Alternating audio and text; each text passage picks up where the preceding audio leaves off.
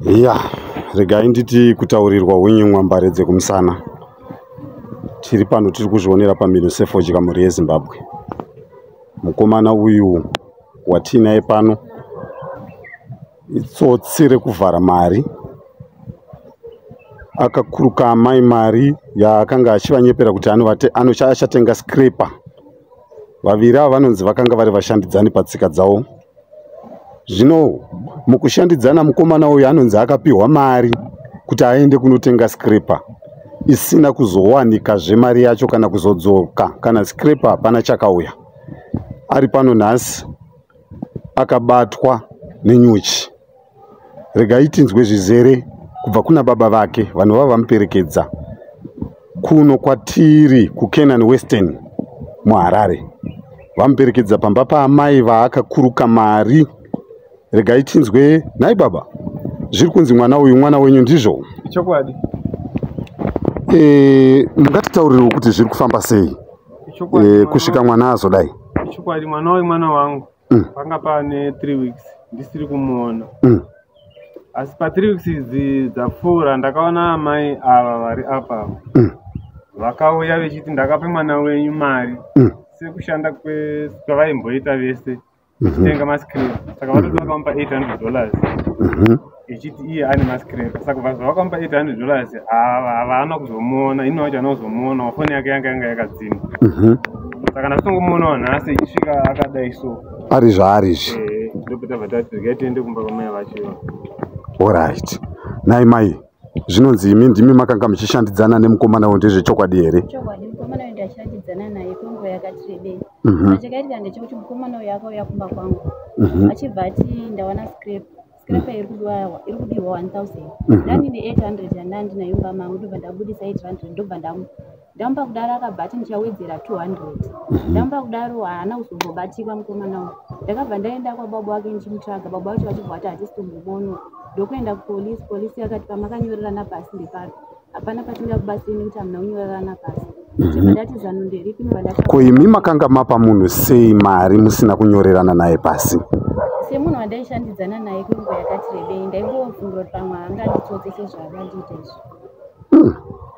Zvatiri kunzwa pano muri yeZimbabwe zvinoshungurudza. Upenyu hwekurarama muno muHarare munongoziva nekuoma kwakaita upenyu.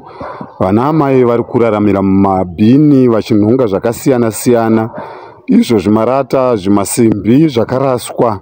Mumwe munhu wosarudzawo zvake kutora mari yakadaro kuenda kunodya. Nhaiwe mukomana, rega timbonzwa, uri kukwanisa kutaura here?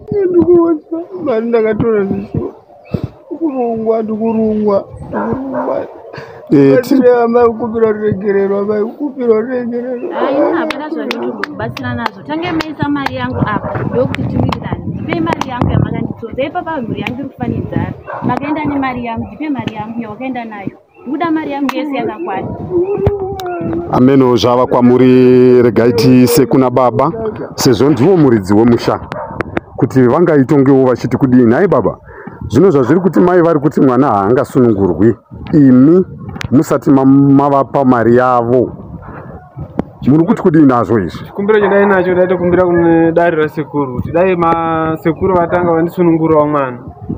Mhosva tainzwa, mhosva ndini baba wake ndinokwanisa kuiripa, asi kuiripa kwandingatoita kutoenda kumusha ndotonopinda mudanga. Hapana zvandingaita, mwana ndewangu, handina wandingamurasirira. Totokumbira kuti sekuru vatanga vasunungura mwana, vatanga vabvisa nyuchi dziri pamwana. Amai, zviri kunzi nababa pano baba vanokwanisa kunotengesa mombe kumusha kuti vakwanise kukubhadharai mari yamakatsotswa nemukomana uyu watiri kuona tese pano. Vakauya nemari yangu ndokuti asunungurwa, because inini mari yangu ndo yandiri kutoda, because ini mari iyo ndaitofondoka ndichitoswagawo mascraper kuti mhuri yangu idyiwo irarame. Saka ini kana pasina mari yangu hapana zvandingaita. Ngavauye vaise mari yangu apa ndokuti zviite, ndokuti tiwirirane panapa. Mai, hatina zvatingakwanisa kuti tingakwanisa kushanda kana tingakwira bhazi here tine munhu akadai, kana tomusiya sei mwana akadai? Tokwira sei bhazi, tofamba sei mwana akadai? Ndoti sekuru ngavasunungure mwana, vabvise nyuchi pamwana. Hapana pandingasunungure mwana wangu mari yangu pasina. Ndikati sekuru vasunungure mwana wenyu, mari yangu inobuda here. Hapana, tange mauya nemari yangu first. zviri pano mhuri yeZimbabwe zvinoratidza kuti vatatu ava havana kunzwanana. Tasvika hedu pano pamusha paamai ava, asi kunzwanana kwevatatu ava hakusati kwavapo. Asi regai titi panguva ino tichanzwa zvizhinji kune vedare rasekuru, vanova ndivo vatumwa kuti vazoona chiitiko ichi naivo sekuru muridzi nyakuzviita. Isu tema munotiziva tagara tiri vemakuhwa, hatimiri kunyanya zviya panoitika zviitiko zvakadai mukugarisana, tinobva tazvitora tozviisa pachena. Tatiti kuudzei kuti vakomana vaya havasati vasiya umbavha uye nyuchi dziya dzisati dzarega kubata vanhu vaya vachiri kungobatwa nanhasi. Tiri kuzvionera tese nhasi pano.